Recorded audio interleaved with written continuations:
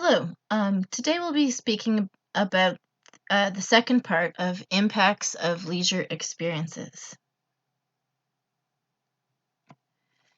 Last class, we were looking at various theories. Reminder that for each of these theories, you need to know what the theory states, what it's about, and then secondly, what is the role and impact of leisure according to that theory.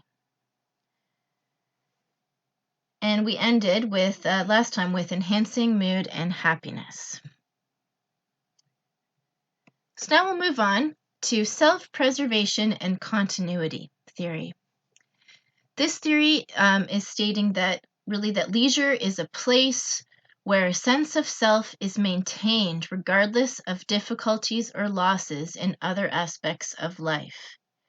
Meaning that often in our leisure, we can sort of maintain our self-preservation, our sense of self, despite the fact that maybe we have difficulties in areas of like work or family, um, you know, in those areas of life.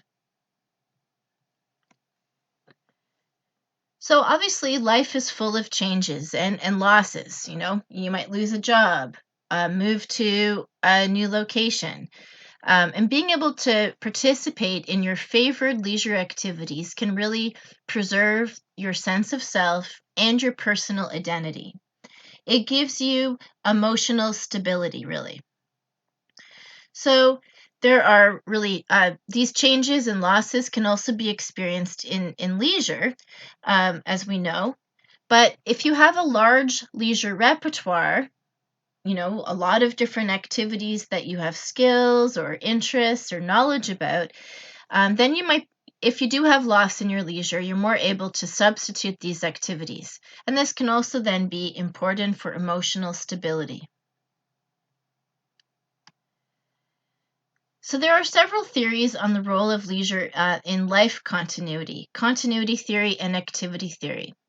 These theories really come from developmental psychology, specifically people who were studying lifespan or really looking at aging, the aging process. So continuity theory was proposed by Haberhurst and Atchley, and basically, just like it says, the title, continuity theory, it's saying that people, that in order to have healthy aging, that your basic personality, attitudes, and behaviors remain constant throughout your lifespan. They continue. There's continuity in these things.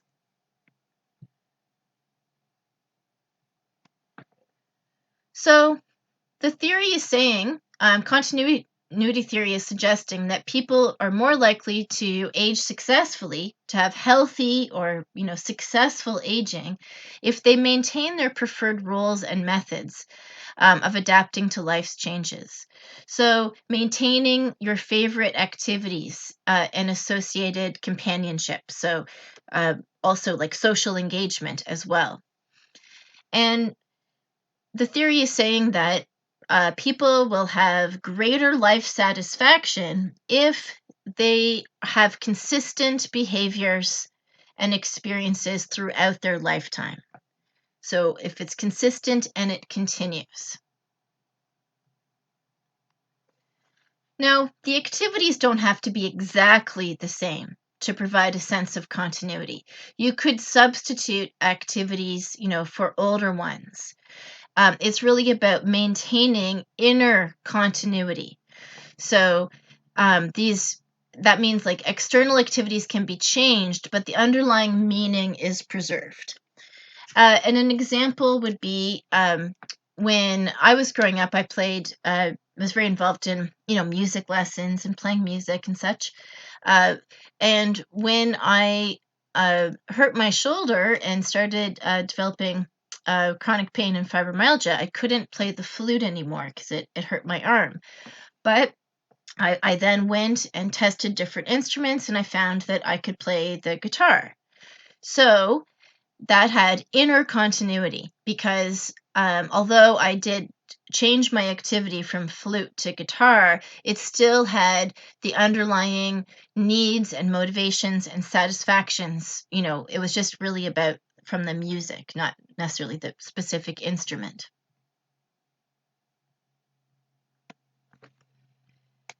Now, another theory, though, is activity theory. So this is sort of similar, but in continuity, you're maintaining and continuing your activities. In this one, it is that it's important to, constantly be active. And this was also developed by Havenhurst in the 60s. And it supports the maintenance of regular activities, roles, and social pursuits. So it's really looking at that you have to maintain this active or activity lifestyle, and that you should replace or substitute lost roles and social activities with new ones, and that will help your self-concept, your well-being, and your life satisfaction. So, in sum, the theory is saying that the more active you are, the greater your life satisfaction, as you go through the life course.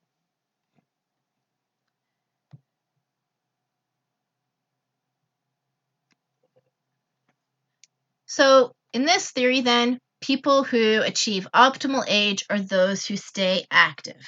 It's kind of that use it or lose it kind of mantra.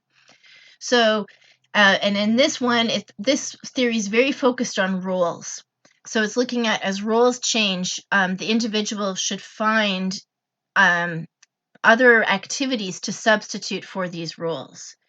As an example, let's say a woman in middle age has children, but when she enters her 50s, maybe or a bit later, her children move out of the house. That role of motherhood might be something that is a bit slightly lost just with her adult children now. So this theory would say that that person should maybe do some form of teaching or nurturing type of activity. Maybe, for example, to volunteer at the Boys and Girls Club or something like that. And you might ask, how are these theories really, at continuity theory and activity theory, really different? Well, it's only very slightly different. Continuity theory is saying that you should continue your activities and roles. You could substitute a little bit. Activity theory is saying that you should constantly be adding new activities and substituting, and it's more about having the rules. And it could be new activities that you try as well. There's another theory that I'm not going to discuss as much, but it's called disengagement theory. And basically, it's a kind of an old theory that people don't view as correct anymore. But disengagement theory was basically saying that people, as they age, should give up their activities and roles in preparation for death. I called it the give up and die theory. Now, in reality, probably there's a balance. Probably for life satisfaction and well-being, it's probably good as you age to maintain your activities, but you might modify them or substitute. And especially, when you're in your 80s, you might be giving up some of these roles, and that doesn't mean you're preparing for death. It might be your focus has changed. And lastly is the self-protection and coping theories. And these theories suggest that leisure experience and activity may have the greatest impact in protecting us, protecting feelings of well-being rather than in producing them. So meaning that leisure, the benefits of leisure might not be that they themselves enhance our well-being awesomely, but it might be that they protect us from negative things in our lives that could reduce our well-being. People often turn to leisure to reduce stress. You think of, you see this on TV, the person comes home or they've just had a fight with their spouse and then they go for a run. Or, you're sad and you might watch a movie, for example. I always my whole life, I've always watched the 1980s CBC production of Anne of Green Gables. That's my go-to movie during stressful times. But activities that are physically and mentally and socially and creative activities, all these types of leisure activities, can help to reduce pressures from everyday life. And that's because, for one thing, it gives you a little moment of positive emotions. But it's also physiological as well, because we know that when we are calm or happy, that we have, good endorphins, good chemicals coming to our bodies, and less stress hormones. So, is leisure a resource when stress is severe? Well, it can be. Leisure is a resource when we have stress in both direct and indirect ways. So obviously direct means, directly hitting on our stress, where indirect is not. They have the leisure has an indirect effect on the problem. So the indirect theory is called the leisure buffer and coping theory. And the direct theories that we'll talk about is more, it's a palliative effect. It doesn't really, the leisure activities don't really eliminate the problem or alleviate it. They they make it less severe. And the main one is reducing stress through distraction. So I just want to explain here. We might generally call this the self-protection and coping theory, but more specifically within this broad category is the leisure buffer and coping theory. This would be a very important theory for you to understand because obviously, for one thing, it's developed by leisure researchers. It's one of all the theories I've presented here. This is very specific to leisure studies. And this theory then is saying that leisure activities and experiences can buffer severe stress and negative life events in more of an indirect way. So buffer means to reduce the effect of. So we know that your health and your well-being are at risk when you experience negative life events and life stress. And by the way, positive life events can also be stressful. Some of the top 10 most stressful life events are both, half of them are positive and half are negative. Negative ones obviously might, losing a job, or it could be, divorce or a death in the family. But positive events like getting married, moving, and starting a new job, all of these things may be positive, but they're also stressful.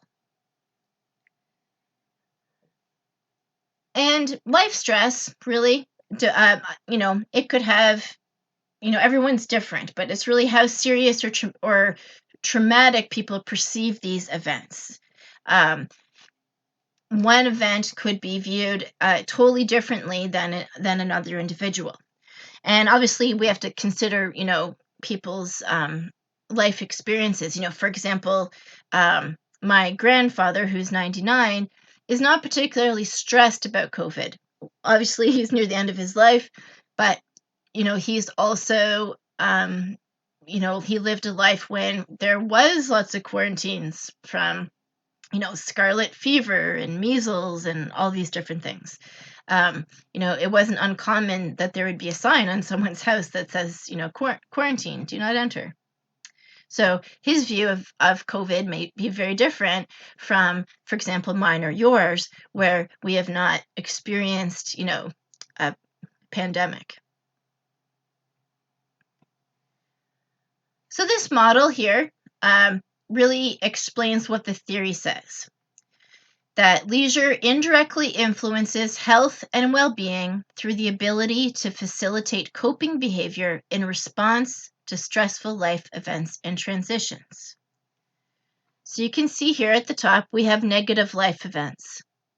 Those negative life events lead to increased life stress. And also I wanted to say it could also be a positive life event, just life events. These increase stress. This life stress can have an impact on our physical and mental health. It can make make it worse, a negative effect, or it could buffer or maintain or maybe even improve it. But this theory is saying then that leisure then indirectly buffers life stress to make it so that the stress has no or little impact on our physical and mental health. And how does it do that? Well, leisure generally, it's again, always think back to those three core needs of people, autonomy, relatedness, and sense of control. So leisure through social support and through self-determination then buffers the life stress.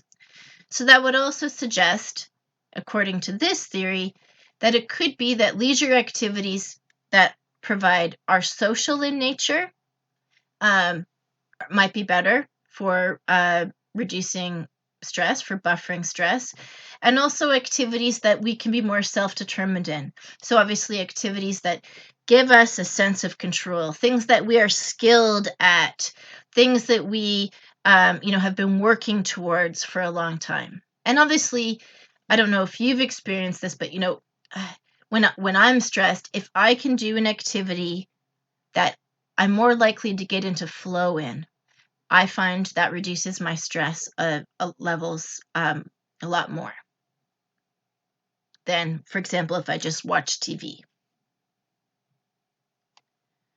So again, this is repeating what I've just said on the diagram. Leisure participation facilitates coping with stressful life events or buffers it in two ways. One, it gives us social support, and this reduces life stress. Leisure can develop, companionship and friendship. It makes us feel a sense of belonging. It makes us feel supported.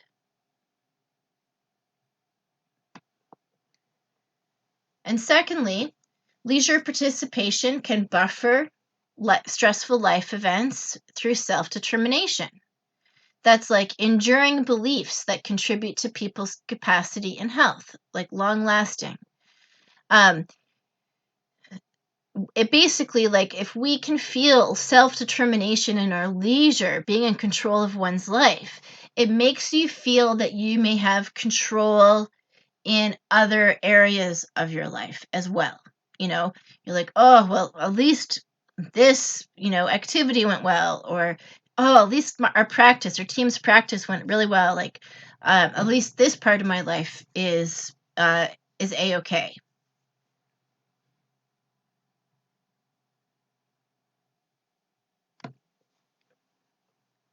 So again, the central characteristics of leisure, which are, freedom and control, allow us to develop and maintain a stable self-determination disposition, almost like a personality. It makes us just feel like we're more in control of our life. And so these perceptions then of social support and self-determination helps to buffer and reduce these life stresses. When life stress is high, leisure may contribute more to our health than at any other times of our life.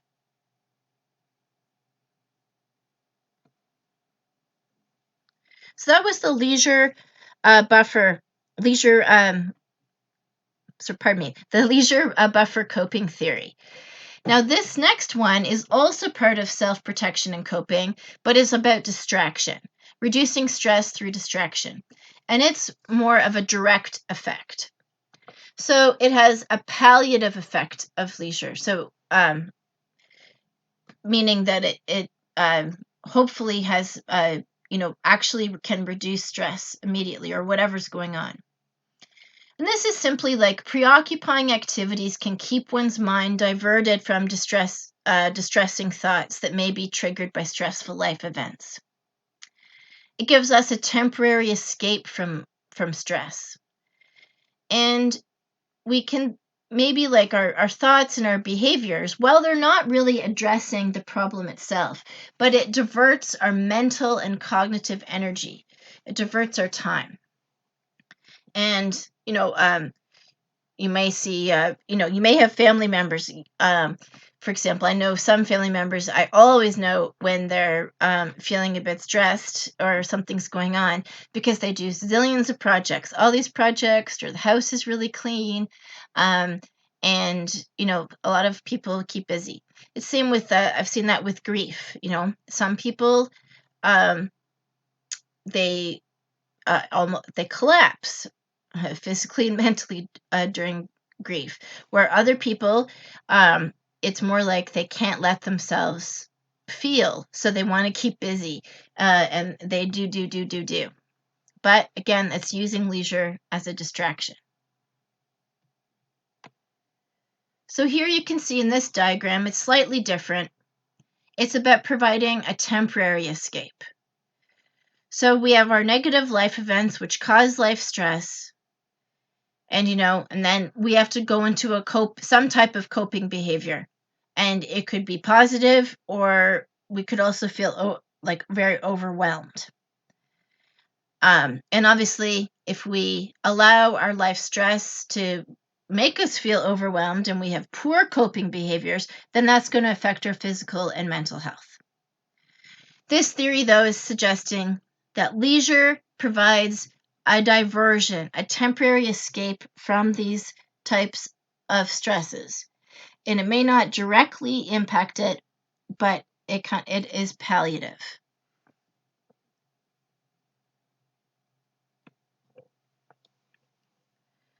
So, in the role and impact of leisure, then, is that using leisure to keep busy is a palliative strategy in coping with stress and loss. And for example, I do these activities myself. Like, for example, when if I have very severe chronic pain, sometimes, I